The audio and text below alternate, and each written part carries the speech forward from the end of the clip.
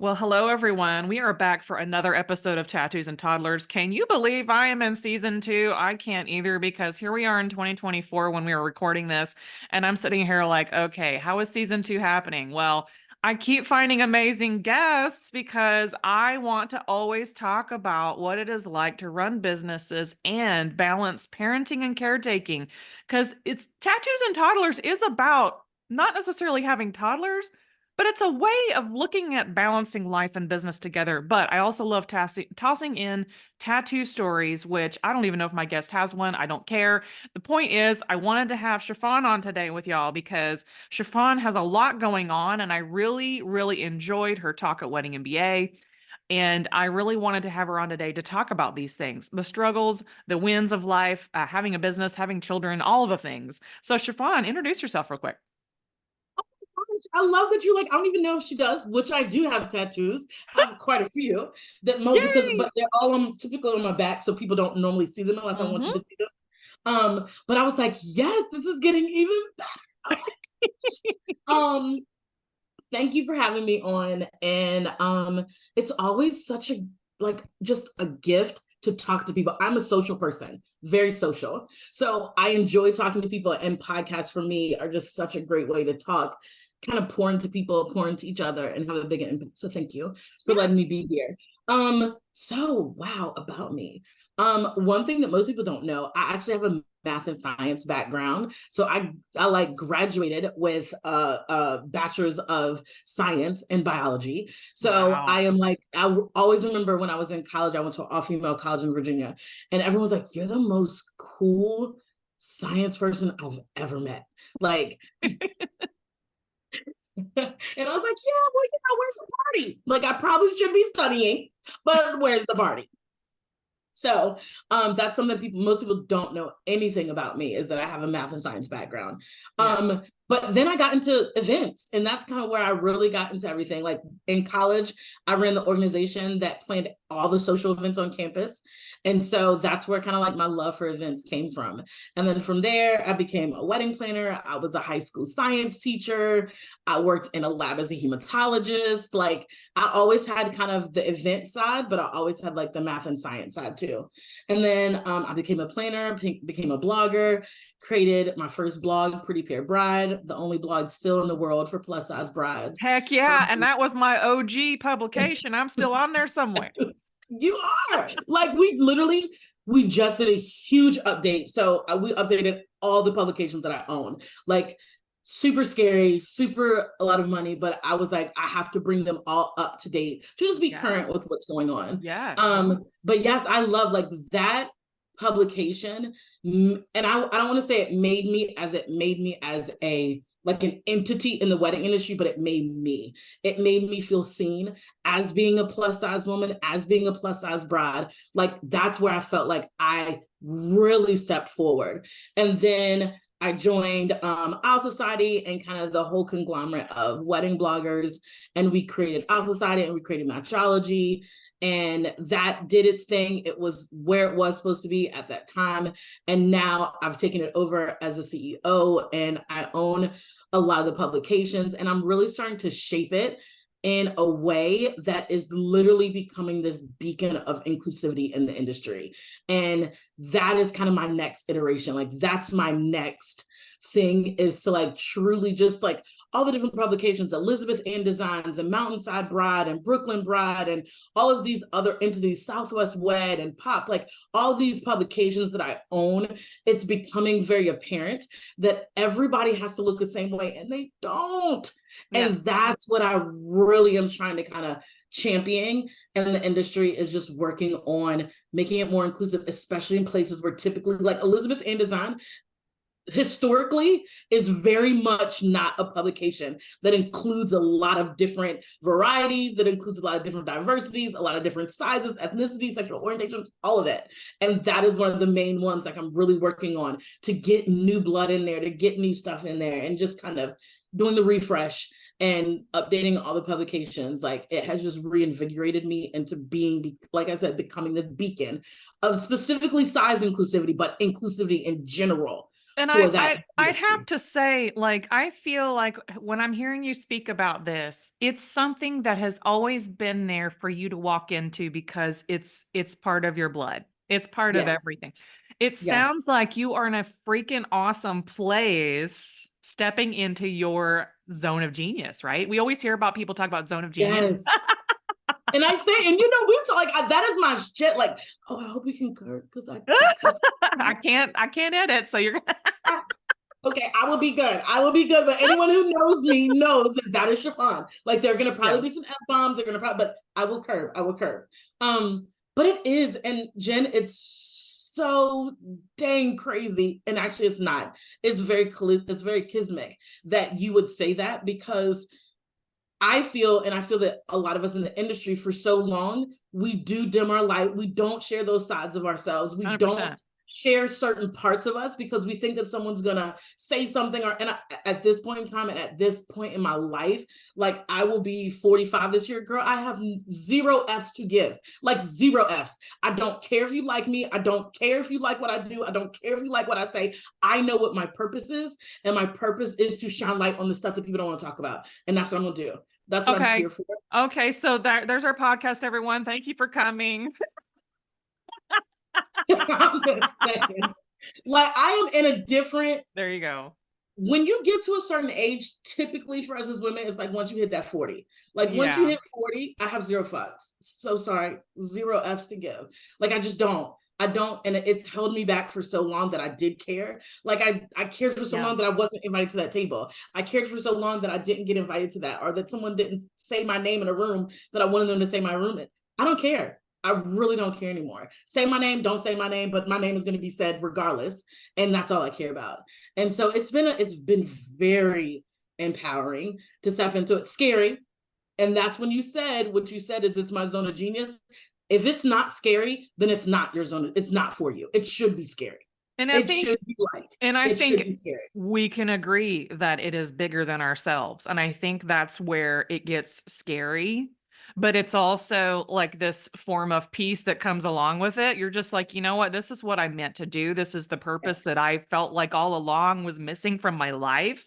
And, Yes. of course, for me, like you said, you started off in math and sciences, and I was going to start off going into aerospace. Okay, that's so like not where I am in this place. I married an engineer, and I was like, I'm kind of glad I didn't go down that path. I was so much more creative. But Oh it's my gosh, like so I'm funny. in an industry I used to avoid like the plague. Yes. But And it I've but it said pulls this you. And I've said It, this many times how people don't understand how it can come across as not friendly or not inclusive. And then of course I start meeting more people that get what I'm trying to do, and then I also hear what you're trying to do, and it makes sense because there's still so many people that feel unseen, right? Like there's so many people. so many. Now So many. I saw myself eventually, but at some point you got to stop waiting to be seen and just get out there.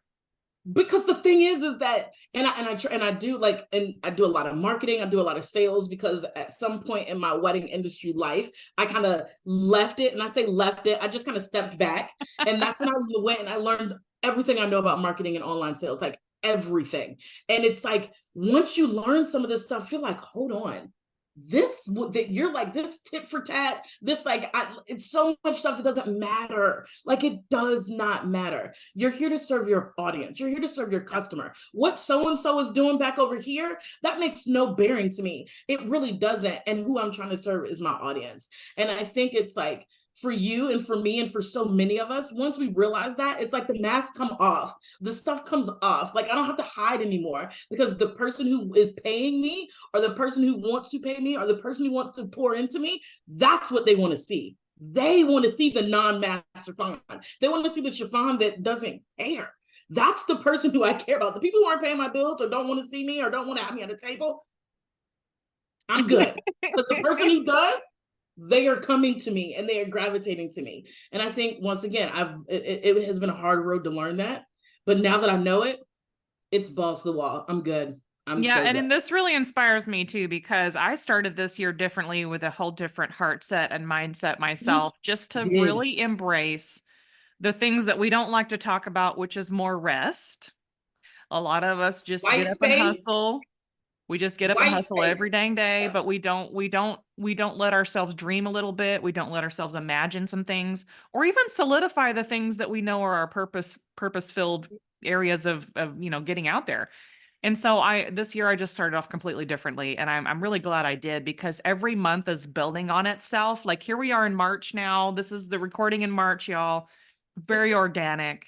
I haven't put so much on my plate that I'm stressed out. The whole point of this year is to not come in stressed out, because what's the point?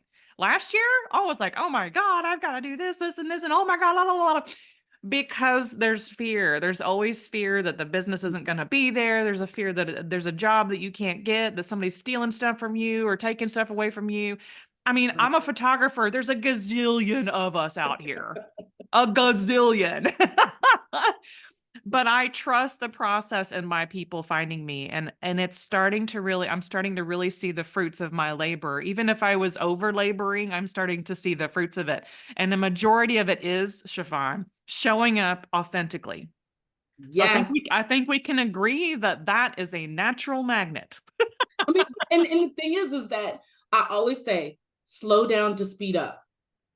And I tell people, I was like, it's okay. It's okay to slow down. Actually, you should be slowing down to speed up. And I know for me and all the things that are coming, that are things that I would have never imagined in my whole entire life, Yeah. that are coming down the pipeline.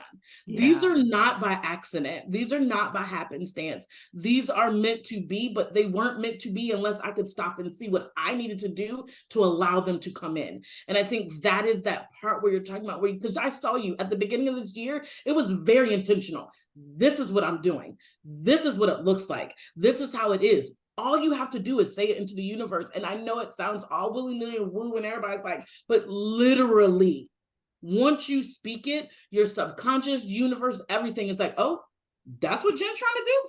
All right, Jen, we got you. We got you. You just have to like say it and make that move. And then you're like, wow, that's happening, and that's happening, and that's happening. Yes, because you said it, you spoke it, you felt it, you visualized it. And I think that's the slowing down to speed up. That's that like white space where I tell people all the time, I was like, what is the thing that you think is the most boring thing? Go do that right now. Go do that right now. Do it every single day. For me, it is very much reality TV. And that is Yes. that is how the Can we chokehold say goes. Love is Blind right And you now? know what? That one I never got into. I am like the Vanderpump Rules, the Real Housewives. I'm like, I used to be very Team on S, but I have evolved. I have evolved. But I've I'm watched like, Hoarders. Hoarders is great because it makes you want to clean your house. and you're like, oh yeah, I need it. But dude, it's that like mind, like just like literally, I just zone out. Like nothing, and I don't want to say nothing else matters, but it's like seeing someone else's life and be like, oh, I thought my stuff was okay. Okay, girl, you dealing with some stuff right now, and I'm invested in how you working out. But that to me, I get all of the like the best downloads come after that, are the best ideas, because my mind isn't racing. Like it's literally calm. And it's like, that's that white space. That's that slowing down to speed up. And so much for me this year specifically has really changed the way I think about stuff, the way I do things, because I've made sure to put that into my schedule. Like that is blocked out in my schedule every day. And with 3 kids and a dog and a partner and like craziness, I have to do it. And that has been so, that has been. And this is key to this podcast, is that it ain't just about running business here. We've got families. We've got obligations to our families. I don't know about you, if you got a big family, we're talking like a big extended family. My family is all spread out over different states, so I don't see everybody all the time, but We don't either. Yeah. yeah, so it's like you have your family dynamic, right? So you have and I love that you added in the blocking it off on the calendar, because I'm still not good at that, but when I can fold laundry, we've joked about this, the things that calm you down, not just reality TV, but the space where you can just let your mind go. I can fold laundry, and I find it very relaxing. Sometimes vacuuming is so relaxing to me. Like it just feels satisfying to know that all this cat fur is coming up. Oh Oh my God, Jen, like we had a cleaning service forever. I loved my cleaning service. And for something happened where they changed the people and I didn't like all the people that were coming in all the time. And so it's so crazy. I haven't gone back, and my family jokes with me, no joke. They're like, and you've seen these TikToks and these reels where it's like, if you see a woman who is cleaning, she is not cleaning. Like, it's like she's cleaning because she's trying to relax. Like, she's trying to literally just free her mind. And so my kids joke, they're like, oh shit, mom's cleaning. Watch out. And I'm like, but it's very cathartic sometimes. Speaking of reality TV innovations, I have had the most wonderful innovations cleaning my home. Like I've been letting people know that this front space here in my house, I had always had photo sessions here, headshots, various things over my career of 16, now going on 17. I feel like a teenager now, 16, 17 years now. And I closed all of that down like last year, the year before, and I said, there will be no more in-home sessions. I am making this a sacred space of creativity. And for my daughter is uberly creative. So we're going to have to, I'm literally on the creative table right now. There is pages and pages and markers and paints everywhere behind me here. Yes. And then like I wanted to have this space this year that I could invite people back into my home as a creative space and show my clients their images versus do photos in here. Cause it was just starting to, it's so uninspiring for me. So I'm so glad that I moved on from that. But a part of that was also part of the process of cleaning and reorganizing is I find so much insight just in that alone. Like, when was the last time you cleaned out your hall closet? Girl. Like, can you say, oh my God, 5 how years. Many things, 5 years, yes. How many things are in there you don't even need anymore because you forgot they were there and you probably bought another one? Yeah. Well, so that I feel very called out and seen. Thank you, Jen. We just did that, and it was literally like 4 years. Whole TV in the box from when we moved from Indiana 5 years ago. Girl, oh my gosh. Like literally a whole TV, and they bought like a shipping box because they packed it up when we came here. And it's like, my husband was like, Shafonne, there's a whole TV. There's literally a whole ass TV in this box. And it's like, probably outdated now. I mean, girl went in our daughter's room. She watches the Roku, some Roku thing. Yeah, Roku. Yeah. Yeah. So it's like she literally just looks at like YouTube and stuff on it. Absolutely. But I'm just like, a whole TV, had no idea that it was under the stairs. No idea. Because we just hadn't gone in there, hadn't cleaned it out.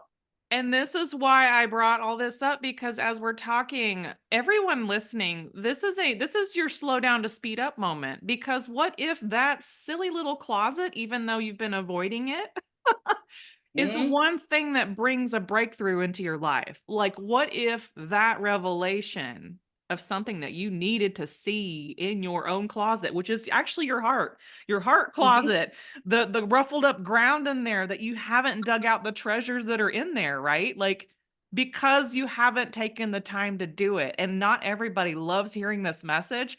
I'm all about it now. I'm like, okay, where else can I, where can I rough up some ground?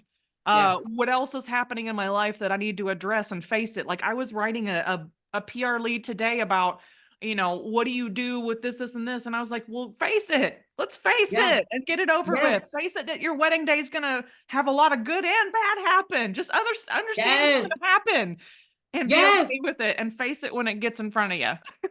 Well, and I think this is like, oh, Jen, I'm so excited this direction right now. Because I think that a lot of this fear, a lot of showing up, a lot of just anything that you are fearful about, I always look at this. I've always been a person where I'm either going through a lesson or I'm going through a blessing. And I've always thought this way.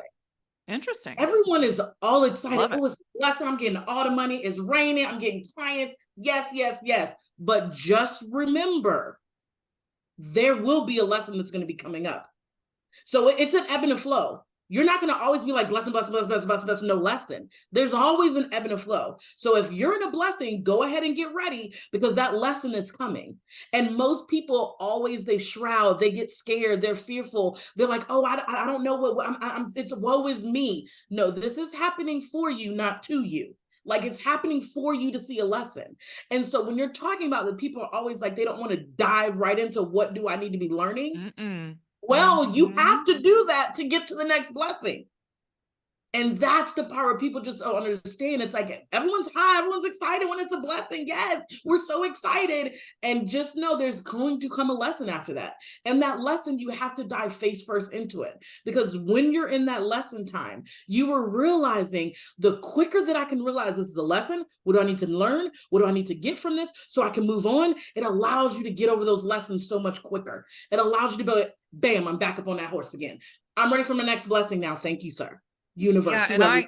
and I talk a lot about pathways when I'm talking. I'm an artist, y'all. This is a given. I talk about pathways, I talk about walking, I talk about light and how far the light goes out from your feet. Like there's so many different ways you can Wow. take pathways, right? You can't everyone's is different. And I was listening to a video that rocked my world the other day, and he was talking about, we always talk about our GPSs. A lot of people use GPSs as a as a symbolism for the pathways. Yep. And Yep. he's like, what do you do when you get to this thing where it's stopped? Let's say there's construction on the road and the road is completely closed. What do? Do you sit there and cry in your car? He's like, no, you look for the 3 or 4 other ways you can get to where you're going. And I was Yes. like, why did I need to hear that right now?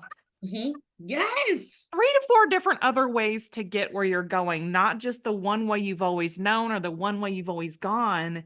And I think for some of us who are starting new things or carving out new pathways, which I've been talking about for the last, I don't know, since I started speaking, it, I'm like, I have no idea what this looks like for me. I just know that I'm chopping through the jungle and I am walking Girl. the path. That's With all that I know. machete. We got the I machete got in the my jungle, girl. machete. Yes. And Yes. I want to take you on this little journey. So I was just recently on a cruise ship and I realized that I'm such a freaking control freak when it comes to travel. I want to know where I'm going and what time and what to expect. And Once again, I feel seen. I feel seen. I'm right I there could with not you. believe how much of that came out of me because I think a lot of people think, oh, she just go with the flow. And I said, yeah, there's a lot of things I'm going with this is a go with the flow podcast. But when it comes to traveling, I kind of like having a few lists of things. I need to know where I'm going. I want to know what time I'm there so I'm not left behind, you know? But I was like, all this was coming up while I was on this, going to this cruise. It was a birthday trip for my friend, long story short. So basically, I turned on the TV. I hadn't turned on the TV in the room for like 3 days, right?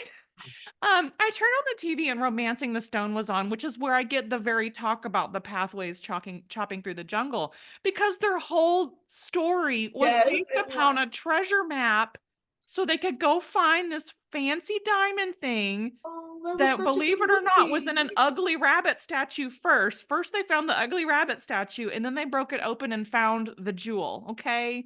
So Yes. I just thought that that was such a great reminder that even if you found what you think is the treasure, you probably still have to break it open and find the real treasure. Mm-hmm. So anyway, I love that movie. It's been a hot minute since I've seen it, but that's such a because it is like the whole movie was literally about them trying to get to point B, but all the detours and rabbit holes and falling ways down the that they were getting. mudslide. I mean, Yes. she got her heels chopped, like her little fancy shoes. She got Oh them chopped off. I my mean, gosh. But it is, but I think that it's literally, and I was just having a conversation very similar to this about the pathway and having your one lane and realizing that yes, it is a detour. Yes, you might have a detour. Sometimes we need to have a detour to actually fall back in love with the main lane that you were on. the Like adventurous sometimes you route. Yeah. need, yes, you need the less traveled way sometimes to come back and get back on. But it's so true. Sometimes those detours, people look at it like, oh my gosh, I'm off the path. I'm not doing. No, you are. The detour is meant Mhm. to be here for a reason. You need to learn something on that detour, because if you wouldn't have took that detour and you would have just kept going, you wouldn't be able to hit that next roadblock. You wouldn't be able to know, how do I maneuver this detour now? Well, I learned how to do it the last detour, so now I know how to maneuver this detour. Yeah, So and yeah, so you this is get a so lot good. less stressed out and emotional the more you go through certain things. And I was just writing this today too about what a big thing I learned in the last year and a half was being, not being looking at everything so emotionally. Like, yes, we have emotions, but when you're looking at something in front of you, that you need to just be I called it the objective detective, because that's where I Mm-hmm, was in my life. I was like, I need to mm-hmm. look back, step back and be like, what is really going on here? I mean, and that's the step back and take a look kind of a moment with where you're trying to see in front of you, but just don't be afraid to stop and step back, because if you're just trying to like build a bridge over the thing that you needed to build a bridge on, it's probably not what you needed to do anyway. You No, because probably you're needed gonna to you're just kind of missing it. like, you kind of needed to go somewhere else. You didn't need to try to build a bridge over it or knock down the wall. How many of us like totally try to make it happen in our own strength and power? And it's like, oh, now we're worn out and we can't even embrace the thing that was there for us the whole time, you Girl, you know? better preach it. You better preach it. You We're better preach tired. it. Yeah, like we're Yes. tired and we wonder why Yes. we're tired. You don't need to build a bridge. You just need to sit back and evaluate, is that really a bridge I actually want to build? Is that a bridge that someone wants me to build? Is that a bridge that actually someone's going to buy? Because I think that's a big issue too. Yeah, do They're I just need go to build a quick. zip Yes. line instead? I mean, is it a Yes. one-way zip line, two-way zip line? I mean, there's so many different ways we could take this. So, Yes. and as we're starting to round out our conversation, which I love how this has been going, because I cannot wait to post this. Everybody needs to hear a lot of this, what Chiffon and I have been talking about. So I know that you hinted to me earlier that you have some tattoos, but I'm very curious on what they are, why you got them, and is there any funny stories behind them? Oh my gosh. Okay, so one of them, no joke, legit, I got when I turned 18.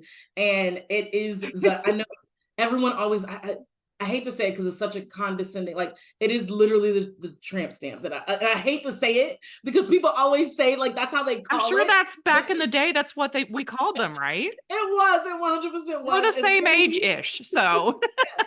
So it literally is on like the small of my back, and it's so funny. And it's a nickname that I had when I was in college, and it's like I love it. And most people when they see it now, they're like, "What is this?" I was like, "Oh, that's my nickname from college." Then I got one with my sister-in-law. Literally, we got it, and it's like a little Chinese symbol. And then the ones that I think mean the most to me are I have for my two kids. I haven't gotten for my third yet, but I have like literally like a postage stamp. So I have a ooh. postage stamp that I have, and it's my kid's name, it's like their birthday and where they're born.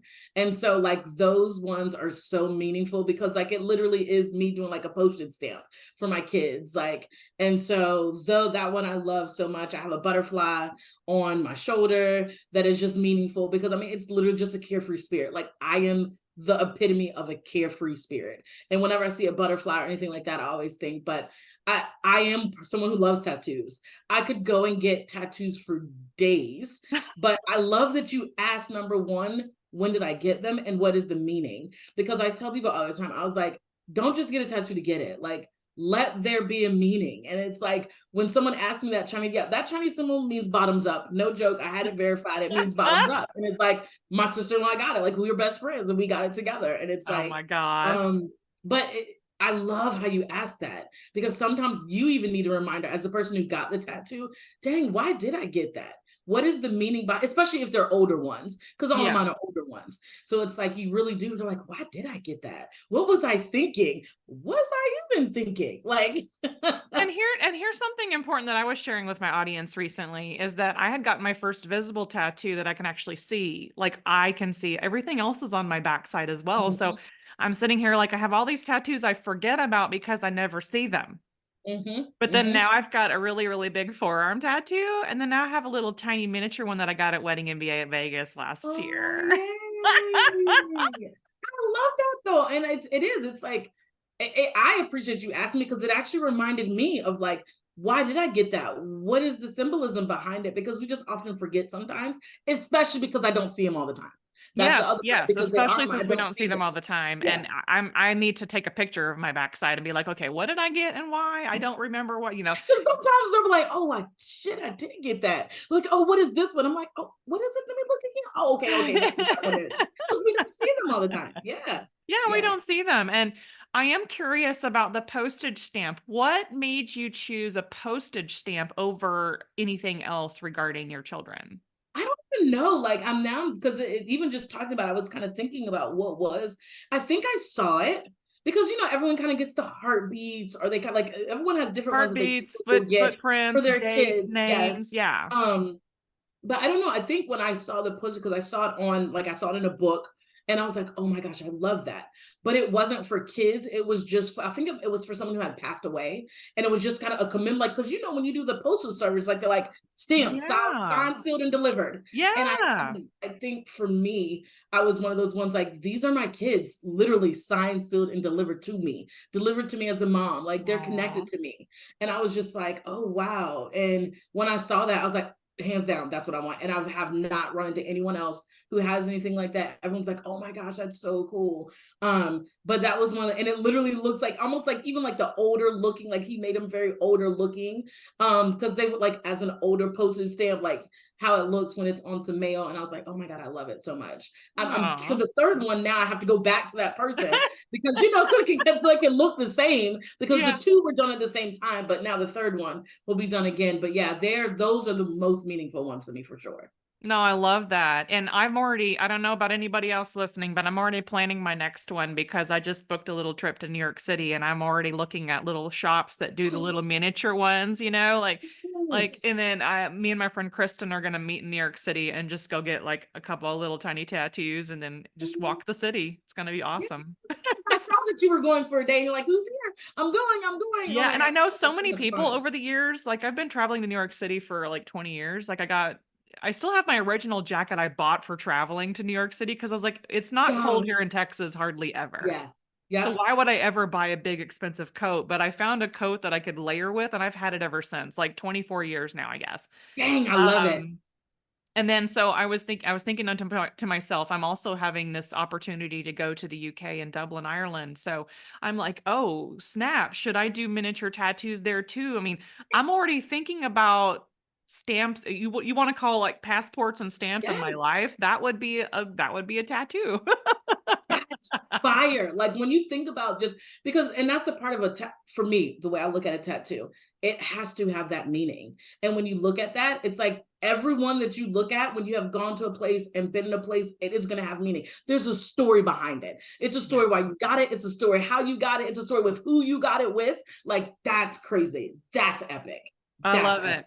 I love it. Yeah. And so as we're rounding out today, what should we leave everybody with today that we can remind them of? Not we've already dropped a lot of stuff for them to do, Mhm. like rest a little bit, get your perspective, walk the path. What else should we leave them with today as we round out our episode? Um, I'm trying to be like, dang, what thing can I say that's like, What thing? I mean, you crap. started the podcast with the epic thing. Yes. So I don't, I think it is one of those ones where like the aspect of you living out your true truth, not your masked truth, but your yes. true truth, that will get past any algorithm, that will get past anything that like that. I tell people all the time, that will magnetize people to you. And that is not about no algorithm. That's not about the views. That's not about the time you post. That's not about anything. But you living out your true like dharma, your true truth, that will win over anything any day. And most people will never experience that. They will never experience taking off the mask and living out their true truth. And that's so sad sometimes. So just lean into it. I'll Lean say the into it. same thing. Lean into the fact that your identity is not likes, loves, and algorithms. And if you live your life only by that, you're missing out on so much more of Mhm. who you are versus who you think the world wants you to be. So we'll leave it with that because if this hasn't hit you in so many different ways, like me just talking about this has been so exciting for me because I live this out myself.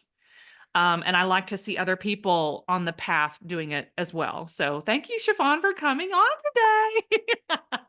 It's the same for me. It's always like it's that I'm pouring into you and everyone else, but it's really pouring into me too. So I love it. I appreciate it. Thank you a million times. I appreciate it. You're very welcome. And I will see y'all on the next episode of Tattoos and Toddlers. Bye.